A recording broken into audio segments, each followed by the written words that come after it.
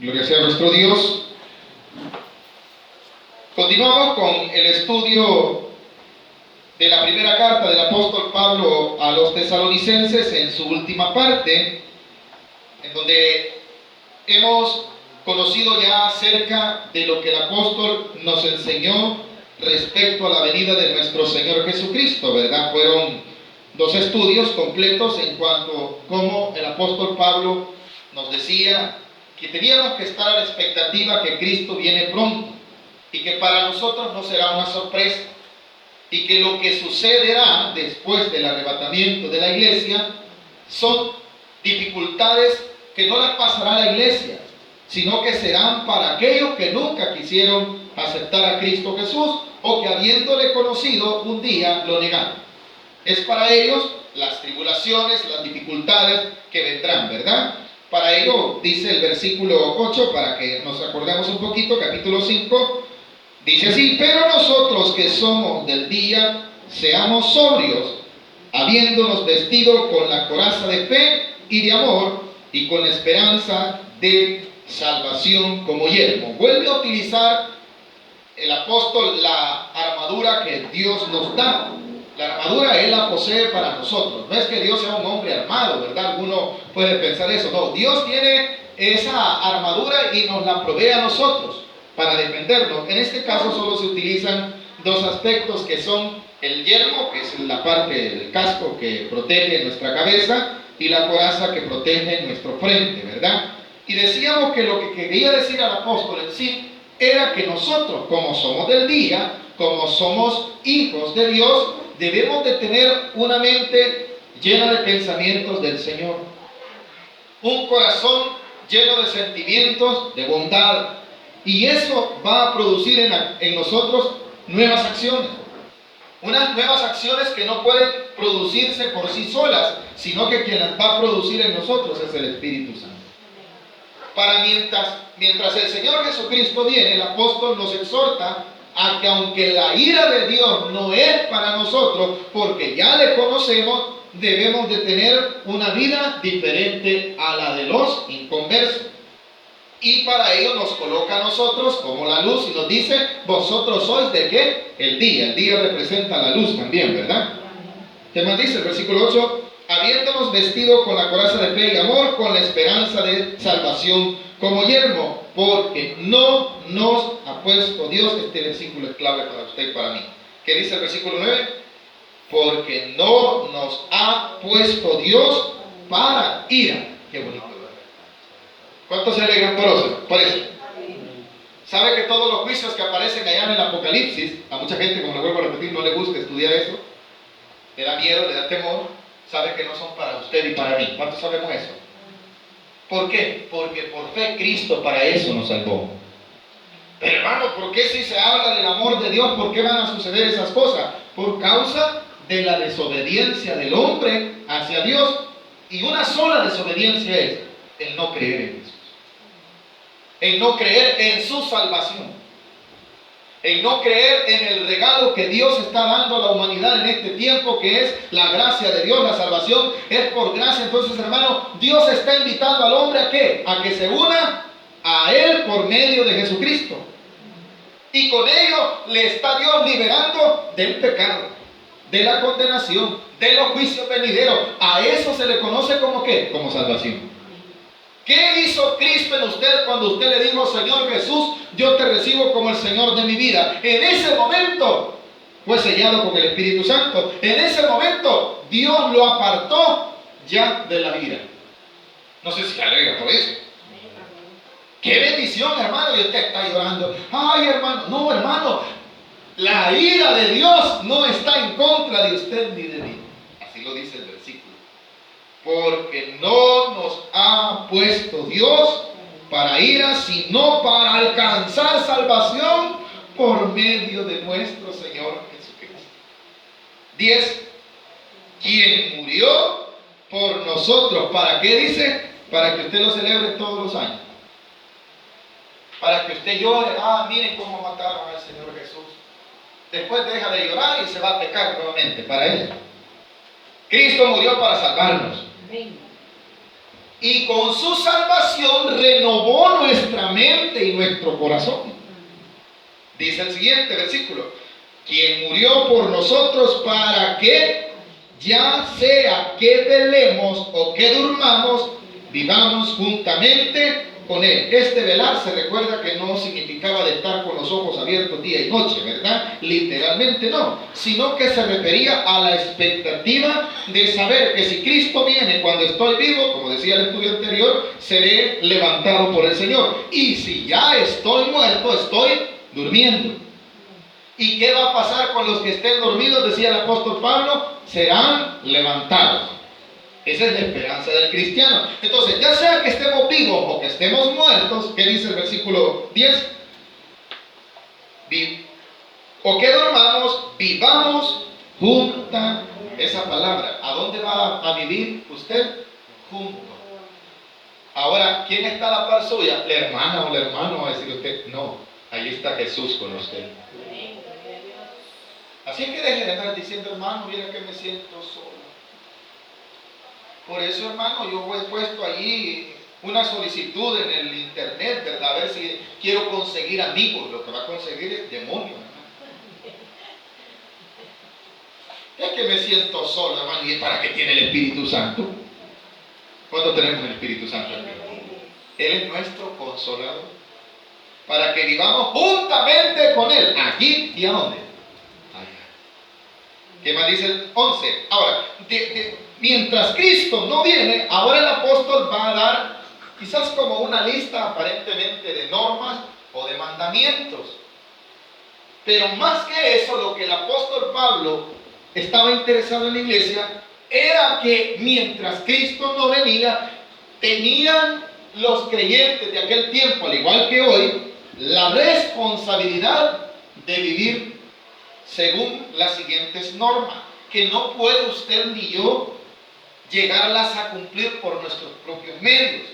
Pero si somos llenos del Espíritu Santo, Él nos va a dar esa fuerza y va a poner en nosotros el deseo de vivir conforme a la voluntad de Dios. Mientras Cristo no viene, empieza el versículo 10. El versículo 11. Por lo cual, aparecen un montón de listas, si no me equivoco, son 18 mandamientos, si los podríamos llamar, que el apóstol recomienda a la iglesia. No lo recomienda, sino que los amonesta. Dice el versículo 11. Por lo cual, lo primero que debemos de hacer es animaos los unos a otros. Hermano, vamos al culto, vamos a adorar al Señor. Viera que estoy, hermano, un poco preocupado. Vamos, hermano, el Señor viene pronto, ya va a salir de esa. Ese es animarse uno a otro. Puede ser que mañana sean ustedes, pastor, ¿y qué le pasa? Vámonos para el culto. De la oreja tráigame. Hermano, no, esa no es la forma. Como no me está animando, porque aquí quizás el Señor me va a exhortar. Y el Espíritu Santo me va a dar palabra que me va a despertar, me va a hacer ver que la vida la estoy viendo conforme a mis ojos humanos, y Dios quiere que la vea conforme a su propósito. Por eso decía, el primero de todos los mandamientos que utiliza dentro de su lista de recomendaciones: animaos unos a otros. La segunda: edificaos. La palabra edificaos unos a otros, la palabra viene de construir. Si nosotros vamos a hablar entre nosotros, hablemos cosas que edifican, hermano. Fíjese que yo tengo un problema. A mí me gusta ver el deporte. Y mi esposa me regaña: ya pague ese partido, ya lo vio. Ese es un problema que yo tengo. Y cuando estoy allá en mi trabajo, de repente están jugando, me quedo viendo y empiezan a hablar de deporte y yo quiero, pero el Señor ya me ha exhortado. ¿Y qué estás haciendo, sinvergüenza? Solo lo veo a veces, me voy mejor. Amén, hermano. Porque es contagioso. Y de repente yo ya voy a estar hablando: no, hombre, que Messi es mejor. No, hombre, es mejor el otro, es mejor el Mágico González. ¿Va que voy a estar empezando a qué? ¿Estoy edificando? No, nada que ver. Y así le sucede a los cristianos. Estoy poniéndome como el ejemplo, mal ejemplo. Pero cada uno de nosotros vea en qué aspecto nosotros, en vez de edificar, estamos destruyendo. nos ponemos a hablar cosas que no edifican. Mire, lo primero que hacemos, jalamos la silla, hermano, le voy a contar, chambre del día. Si tuviéramos diario, lo pusiéramos en una portada. ¿Sabe de qué me di cuenta? Nada de edificación. Y lo traigo a colación porque el versículo me exhorta. En la primera era animarse, la segunda era a edificarse. No espere que solo usted y yo vengamos aquí al culto y nos vayamos a edificar. Cada uno de nosotros todos los días podemos edificarnos unos a otros. Hermano, ¿qué tal? Gracias a Dios, bien. Le va a salir alguien que quizás se va a sentir desanimado. Fíjense que yo leí un versículo bíblico que Dios me hablaba a mi corazón. En ese momento usted empieza a edificar a su vida y empieza a edificar al otro. Eso es edificarse.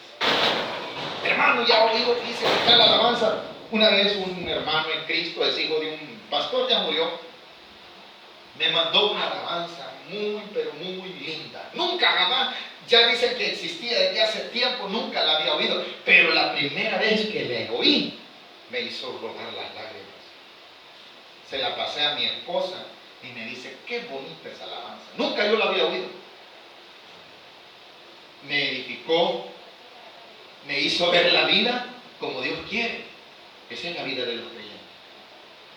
El problema de los creyentes es que nos entretenemos mucho en cosas del mundo y eso hace que no edifiquemos. Volvemos al tema. Yo me pongo a hablar de deporte aquí. ¿Qué edificación voy a traer?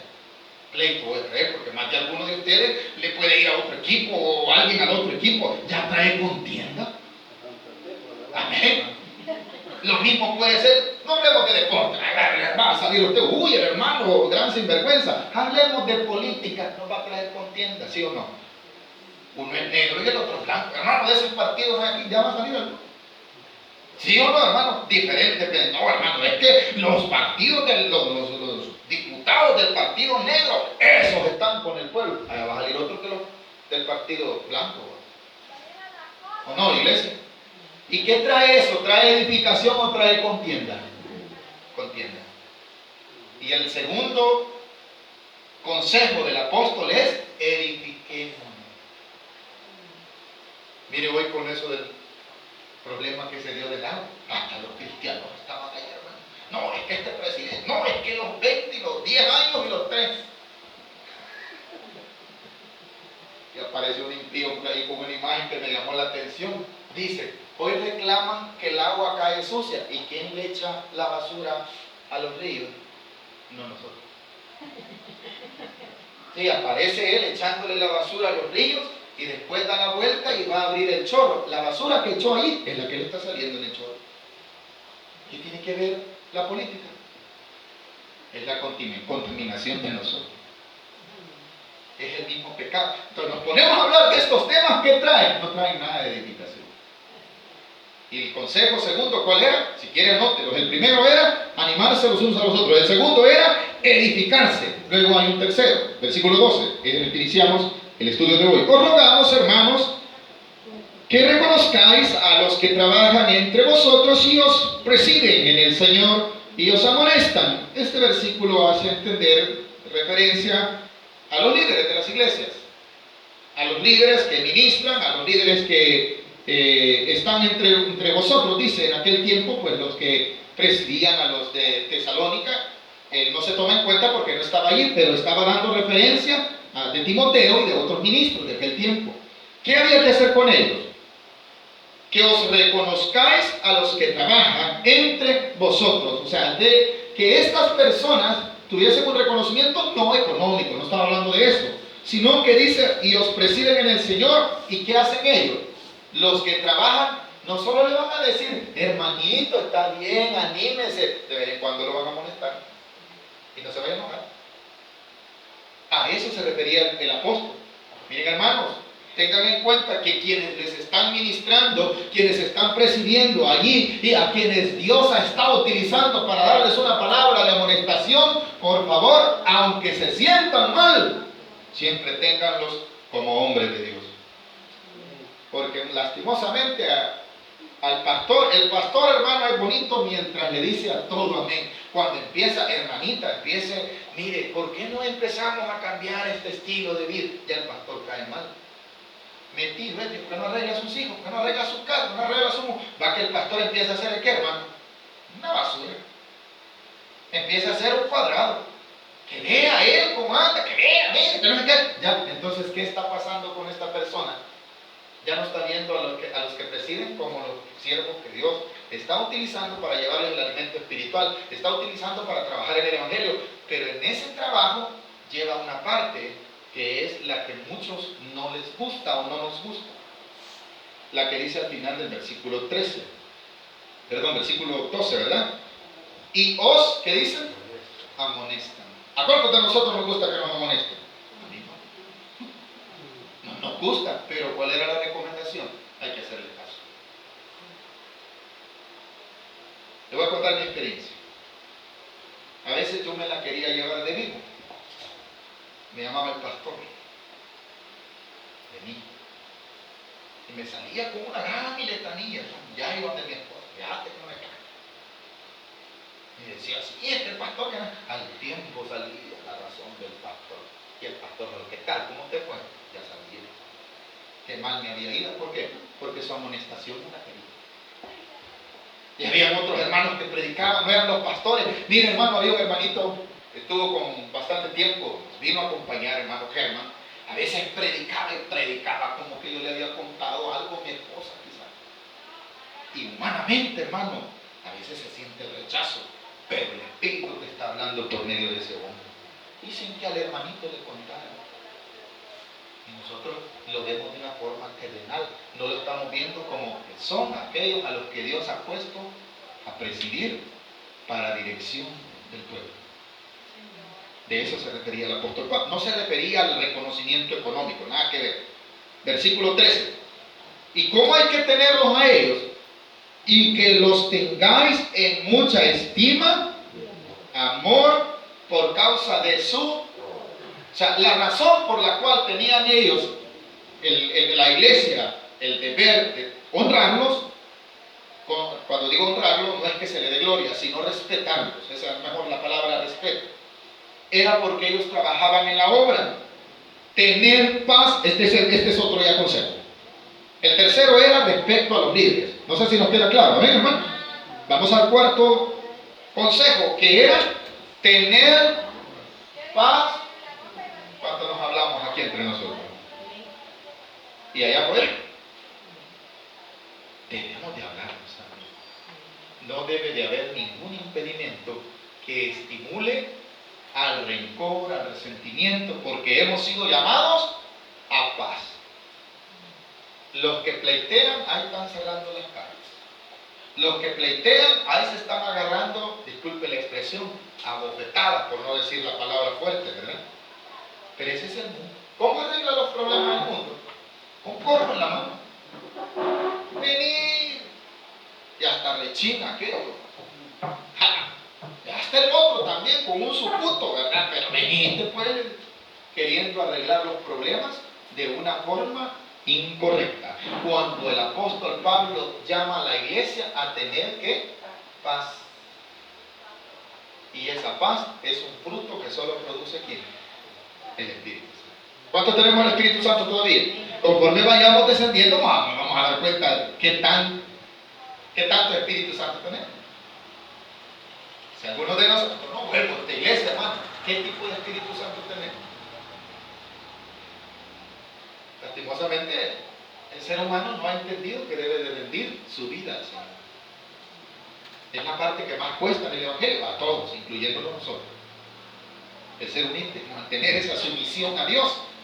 Y como para mantener la sumisión a Dios se necesita demostrarla. Dios no va a venir, hermanos, y ya me voy a hincar y me voy a agarrar delante de Dios. No se refiere a eso. Se refiere a cuánto yo amo a mi prójimo, le tengo respeto, por lo cual debo de tener paz con él.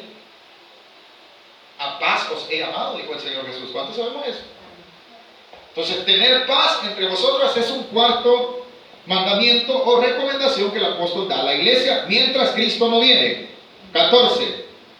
También os rogamos, hermanos, que amonestéis a los ociosos son los haraganes, aquellos que no quieren trabajar,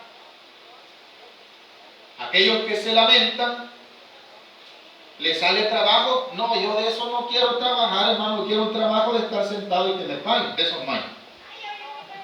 Ni los dueños tienen esos trabajos. ¿Sabían ustedes eso que ni los dueños de las empresas?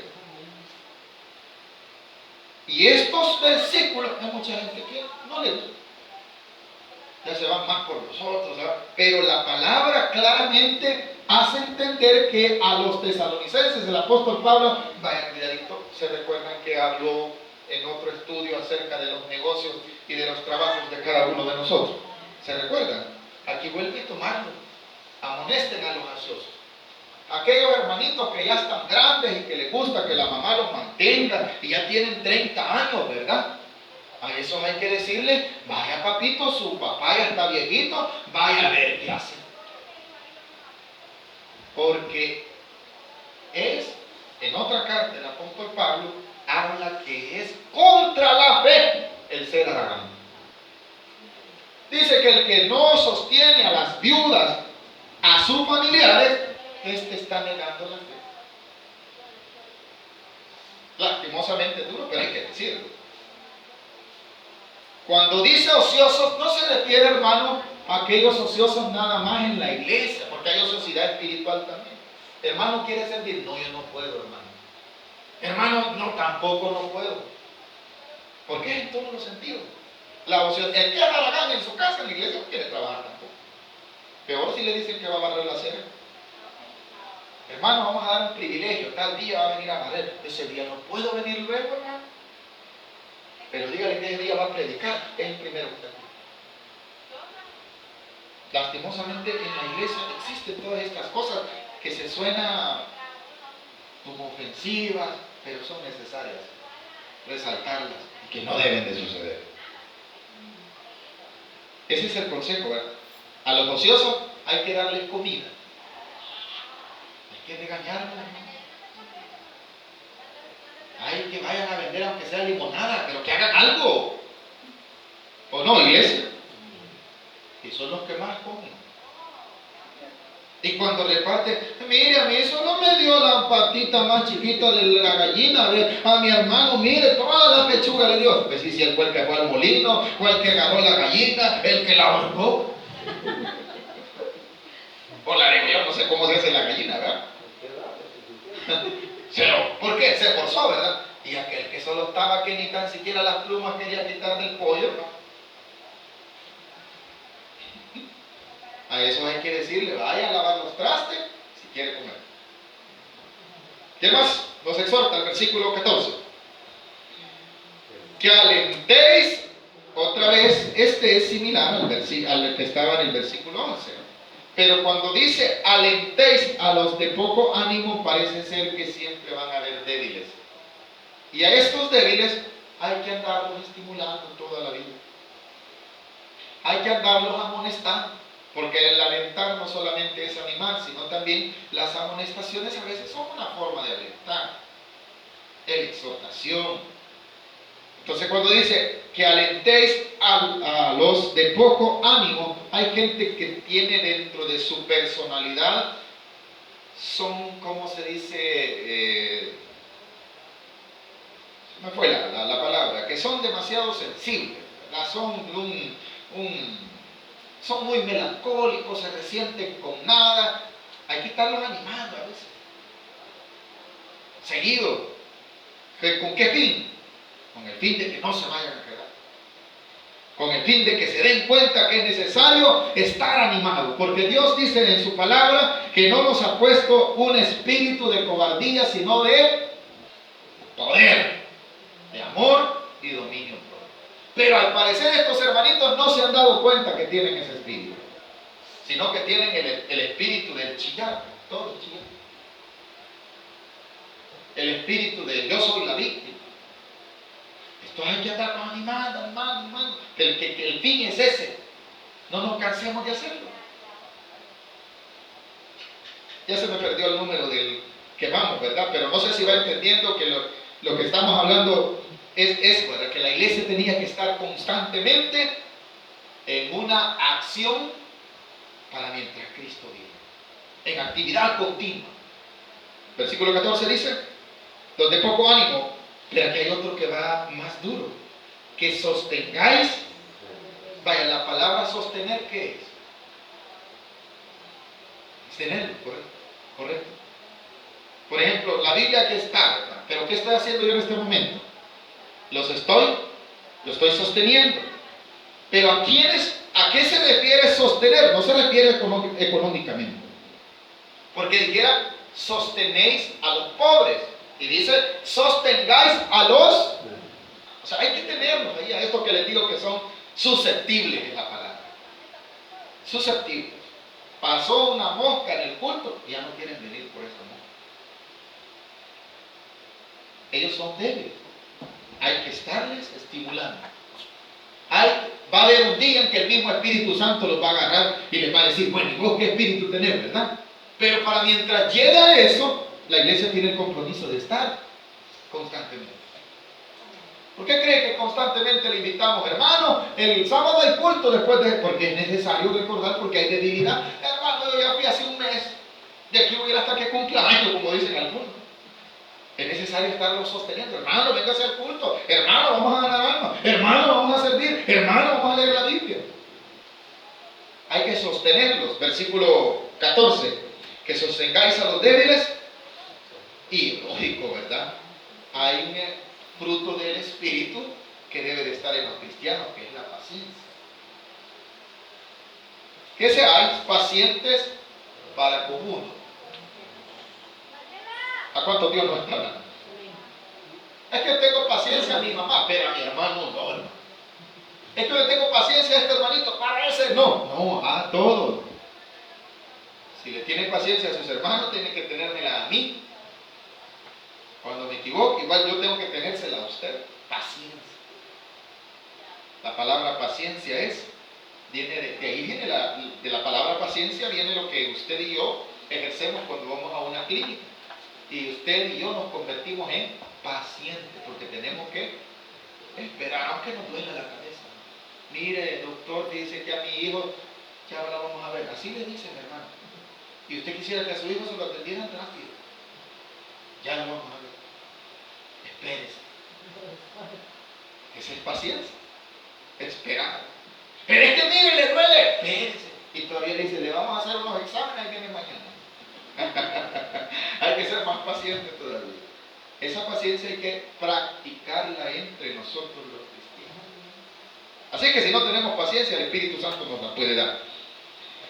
Que sean pacientes para con todo. 15. Aquí ya va algo a lo cual el apóstol Pablo quiere que la iglesia, en pocas palabras, tenga un crecimiento espiritual.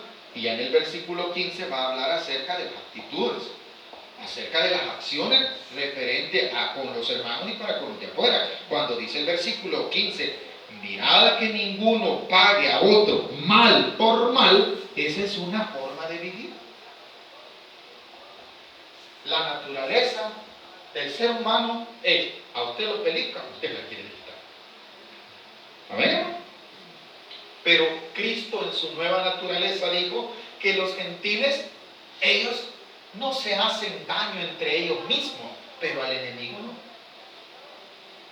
Entonces, aquí el apóstol Pablo está utilizando esa referencia de nuestro Señor Jesucristo.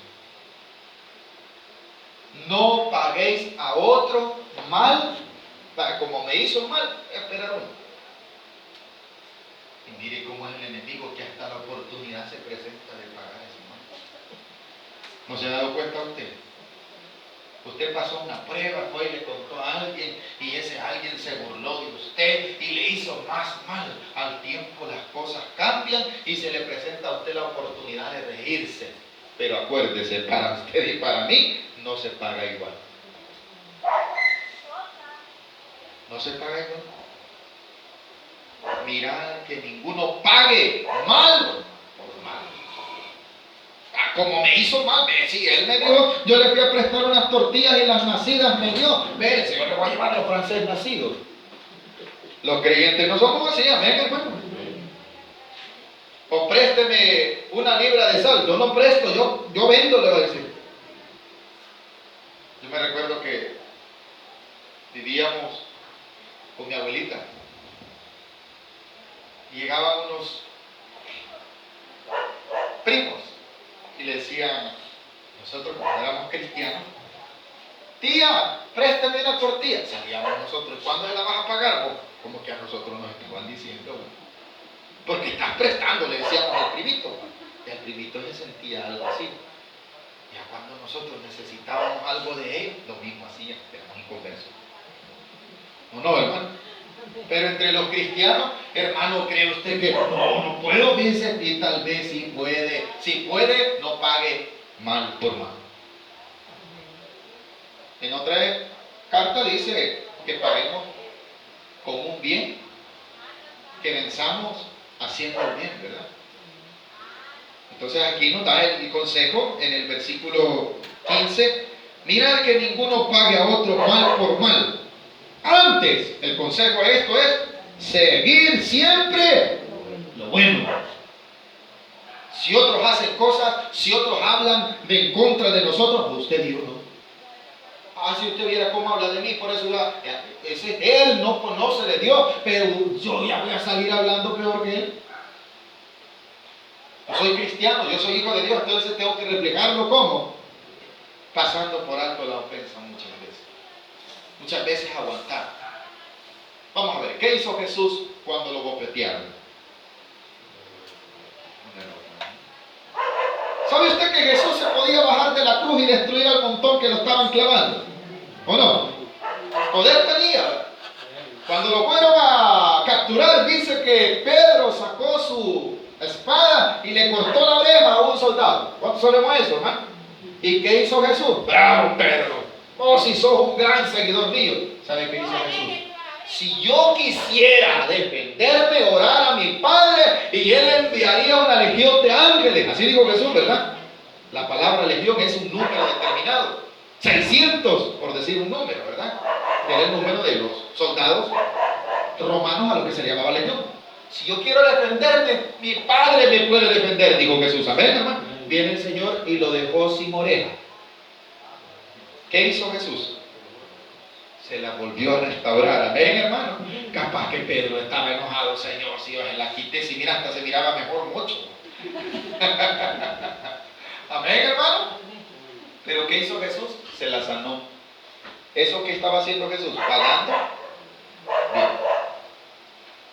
Al que le golpeaba, lo ponían, hermano, lo llevaron al pretorio, dice que le golpeaba y él, hermano, pudiéndose defender. Cualquiera puede decir, no, hermano, no se podía defender porque estaba atado, estaba bajo la autoridad de los romanos, pero también tenía el poder de Dios en él. Pero él había orado allá del Getsemaní, ¿verdad? Cuando dijo, Señor, hágase su voluntad y no la mía, porque a eso va el apóstol Pablo. Así que cuando le tiren piedras a su casa, hermano, y ya tiene usted lista la hundilla, bótela un día y quémela. Venga, ¿no? Es duro, ¿verdad? Pero no hay que pagar mal por mal, sino seguir lo bueno. Antes seguir siempre lo bueno, unos para con otros, y vuelve a decir para con quién, y para con todos. Así es que también en la iglesia no hay cara de limón, como dice una alabanza ahí, ¿verdad? ¿Cuál es la cara de limón? ¿Quiénes de nosotros podemos comer limón sin aturrar la cara? Nadie, ¿verdad? ¿Sabe cómo debe andar el cristiano? Como que es payaso, coloriéndose. Eso porque usted tiene pisto, pastor. Diera yo, como no quiere que la cuente. Ahí dice un versículo que no me lo está hablando a mí, Dios me lo ha inventado. Y lo puede leer conmigo el versículo 16. Por favor, en voz alta, ¿qué dice el versículo 16? ¿Cómo? Está siempre amargado. Gozoso. ¿Y cómo es el gozo? La expresión del gozo es la sonrisa. La expresión del gozo es la amabilidad. La expresión del gozo es la forma como tratamos a los demás. Pero vamos a cantar, hermano. Solo voy a cantar de este lado. Alabaré, alabaré, alabaré. Todavía, hermano. No ha nacido de nuevo, ¿verdad? O no voy a cantar. Mira, te han puesto a cantar. Esa mujer no puede cantar. Uy, a ese hombre se le salen los gallos. Siempre gozoso. Amén, hermano. Hermano, si ese cómo se equivoca cuando canta. Siempre gozoso. Este es para los músicos. Me acuerdo cuando me decía el pastor, vas a acompañar a los hermanos que pasen a cantar. Pasaban unos hermanos que se adelantaban, que se atrasaban, y me decía, y de esa cara que tenés, gozate, me decía el pastor. Porque él cuando acompaña, si va a alguien, él solo agarra la guitarra. Uy, así no es, le decía yo. Que a uno le llega la prueba de músico, porque uno cree que puede. Y aquí la Biblia me está llamando a no perder el gozo.